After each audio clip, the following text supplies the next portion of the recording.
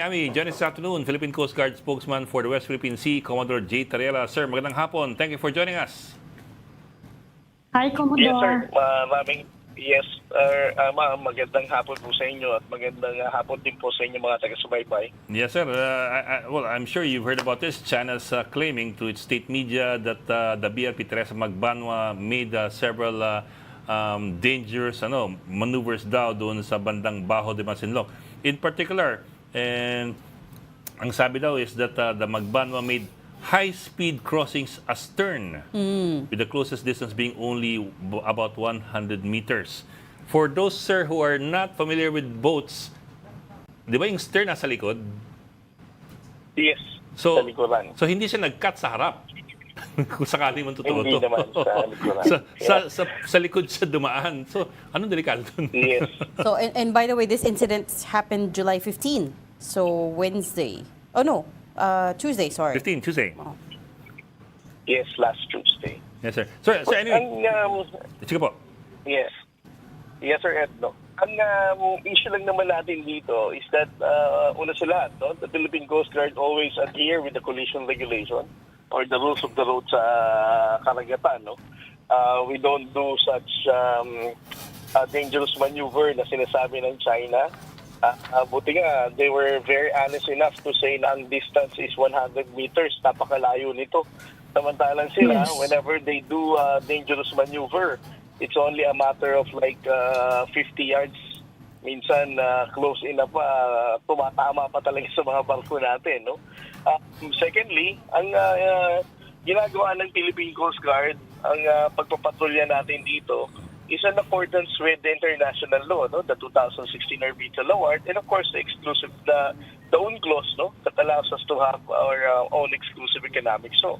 So, ang presensya natin dito ay naayon sa batas, whereas ang People's Republic of China, they're stuck with their own claim, no? Na meron silang historic 9-line claim na it was already invalidated by the 2016 Arbitral Award. So there's one state that has to be responsible sa mga ganitong mga bagay-bagay. That will only be the People's Republic of China. In the first place, ano kasi ang ginagawa nila sa karagatan na ito na hindi naman talaga sa kanila? Commodore, yung BRP Teresa Magbanua was doing a routine maritime patrol, right? And our version of events is that the two CCG vessels were the ones that blocked the Magbanua's path. When it happened, nag-issue po ba sila ng radio challenge? But ang radio challenge palagi ng Chinese Coast Guard is that they're claiming na meron silang sovereignty and jurisdiction over these waters. In response, ang sinasabi naman natin sa kanila is that the Philippine Coast Guard presence there in conducting maritime law enforcement is accordance with the UNCLOS, the 2016 Arbitral Award, and the Philippine Maritime Zones Act. No. Tayo ay may legal na batayan, sila ay wala. Sir, sorry, I mean, did the Magbanua issue a challenge and what was the response? Yes, we are periodically challenging the presence of the Chinese Coast Guard every time na makikita natin sila in different parts of the West Philippine Sea. And that is the response. No? Sa China, sinasabi nilang they have jurisdiction and sovereignty over these waters na meron naman tayong legal na basihan. Ang tinatanong yata, Commodore, nag-issue ba ng challenge yung mga Chinese sa atin? Tama ba yun? No, he answered it already, which is their usual line about they are doing lawful operations. It's the same story, you know. Every time these things happen, the boats challenge each other, and the response is always the same, which is leading me to wonder, is there any other recourse other than radio challenge, when these things occur? I'm sorry, Gina, I lost you. Hindi ko masyadong narinig yung tanong. No, I was just wondering, yung radio challenges, every time may encounters yung Philippine Coast Guard vessels and Chinese Coast Guard vessels out in the West Philippine Sea, they always issue radio challenges to each other, right? So I'm wondering, Yes. give us the big picture here, what is the point of the radio challenge? Kahit na alam na natin what they're going to respond to, is it that the number of challenges is going to be a proof point in a case one day if the Philippines ever decides to file another case? Ano po yung point nito? Well, para sa amin sa Philippine Coast Guard, there is relevance to it. Kasi it's the Chinese Coast Guard who is highlighting na sila ang may legal na dahilan sa presensya nila dito. And we are documenting their radio challenges.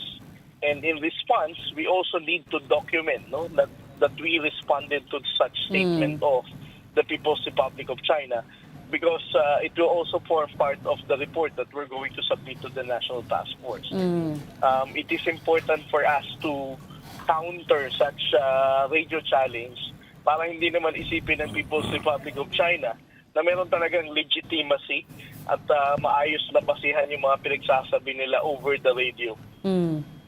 Sir, So, Commodore, ano ng situation ngayon sa Panatag? Kasi this happened on Wednesday. Sa ngayon, ano yung situation ngayon? The BRP Teresa Magbanua, just recently, kahapon, ay meron tayong na-rescue na isang Filipino fishing boat. Dahil ngayon, ang binabantayan natin, the reason why BRP Teresa Magbanua and another 44-meter vessel is within the immediate vicinity of Bajo de Masinloc is to anticipate yung pagbagsak nung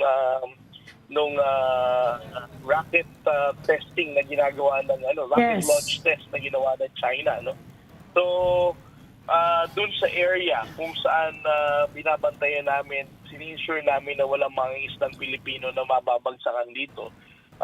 We were able to respond to a distress call from one fishing boat coming from Zambales, at the distance of 59 nautical miles off the coast of Bajo de Masinloc. And Teresa Magbanua responded to this distress call at na ihatid na naman natin ito ngayong umaga, itong fishing boat na to sa Maribeles, Bataan. Wala namang humarang na Chinese vessel sa ginawa nyo ngayon? So far naman ngayon, ma'am, wala.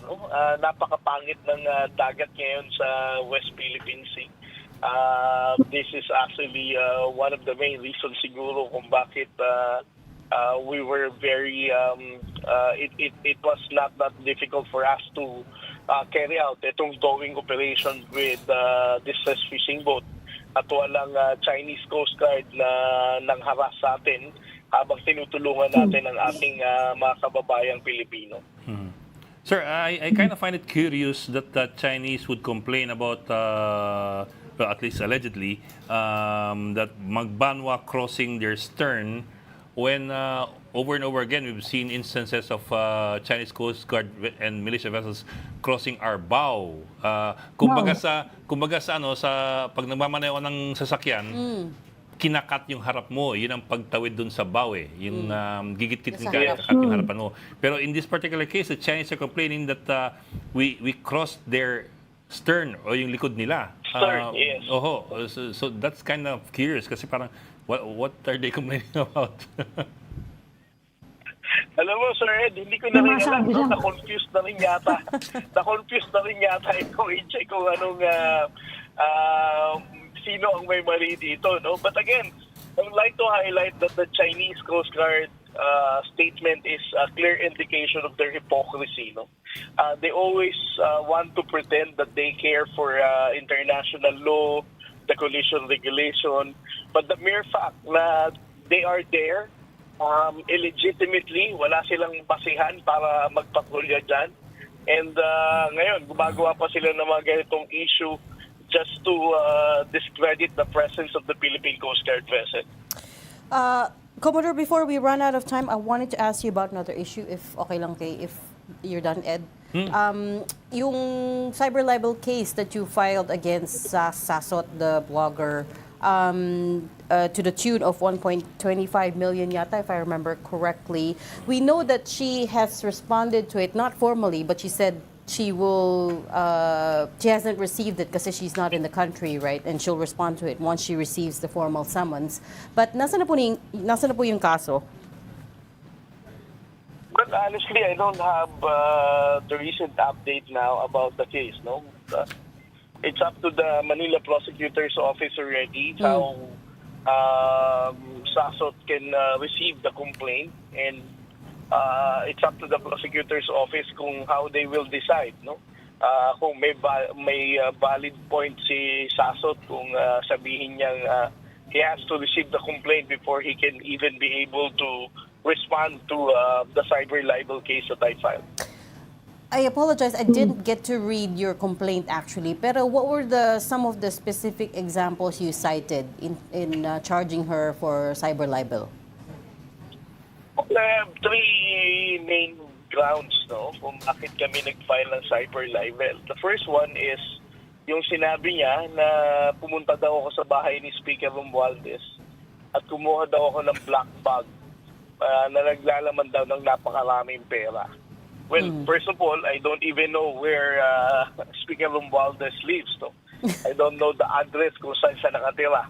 Secondly, meron din siya sinasabi na nag-receive daw ako ng $4 million as talent fee from the U.S. Embassy.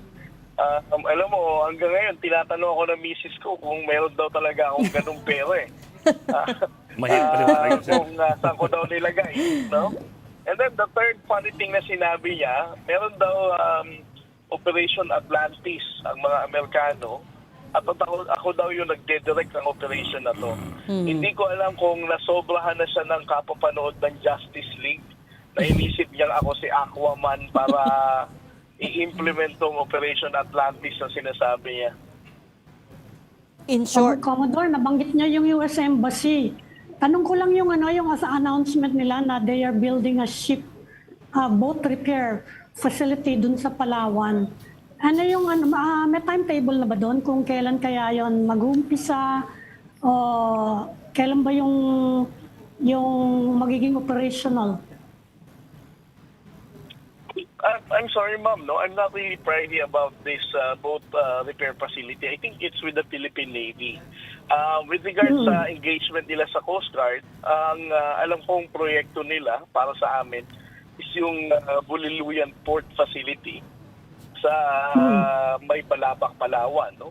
Alam naman natin, especially for the media who had the experience to be embedded kasama ng mga mission namin, dito yung jump-off point ng ating barko, dulo ng Palawan sa baba, so that it will be easier for us to deploy our Coast Guard vessels papunta ng Kalayaan Island Group. Kung kesa manggagaling sa Puerto Princesa, iikot pa kasi. That is the project that I'm aware of. But for the boat repair facility, I think it's with the Armed Forces of the Philippines, ma'am. just to circle very quickly back to what you were saying about the cyber libel case, so can you confirm definitively, Commodore, walang Operation Atlantis? Yes, as far as I'm aware, no? Wala akong ganitong alam na Operation Atlantis. Ang ginagawa lamang natin sa Coast Guard is we have the Transparency Initiative to make the public aware of what's happening and also to inform the international community of the aggressive behavior of the People's Republic of China. So, Commodore, balikan ko lang yung kasi nawala ako. So, hindi kasama yung mga Coast Guard vessels doon sa repair, doon sa facility na ginagawa ng US? O pwede rin kayong pumaron? Well, I'm not yet sure, ma'am, no? I think that was a very recent pronouncement itong mga nakaraaraw lang. I'm not really sure whether Coast Guard vessels will also be accommodated dito sa project na to kung sakaling magkakaroon nga talaga ng boat repair facility. But that would be a great development, no? Kung ang ating mga barko ay ma-accommodate din ng boat repair facility na to. Especially so na every time na binabangga tayo ng Chinese Coast Guard sa West Philippine Sea, it will be easier for us to have it repaired and send them back to sea immediately kapag naayos siya agad. And Kumusta na yung barko nyo nabutas yung ano? Navy ba yun o Coast Guard? Yung alin ba yun, Ed, yung nabutas yung gilid? Oo, yung Was that binangga. Navy or Coast Guard? BRP Teresa Magbanua yun, ma'am. BRP Teresa Magbanwa mismo. Ito yung, Okay na siya. yes, ito yung binangga nila sa Sabina Shoal or Skoda Shoal when Yes. we were anchored there. No? Yeah.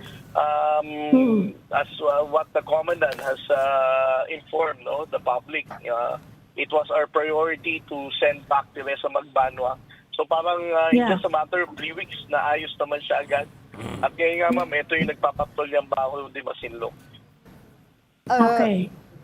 And then lastly, Commodore, just very quickly, Sandy Cay has been quiet. Wala nang no other flags that have been planted there, o wala nang pumupunta doon as far as you know? Gaya na sinabi ko ma'am, ang pangit ng panahon ngayon sa West Philippine Sea. Ang tingin ko naman hindi weatherproof din ang barko nila. And ang concern pa rin natin ngayon sa Pag-asa is to recover yung parachute anchor na iniwanan ng Chinese Maritime militia na nakatabon sa mga coral seabed dito sa Pag-asa Reef 1. Okay. Okay. We'll leave that there for now. Thank you so much for joining Storycon today and for sharing with us these updates. Philippine Coast Guard spokesperson for the West Philippine Sea, Commodore Jay Tarriela. Salamat, sir.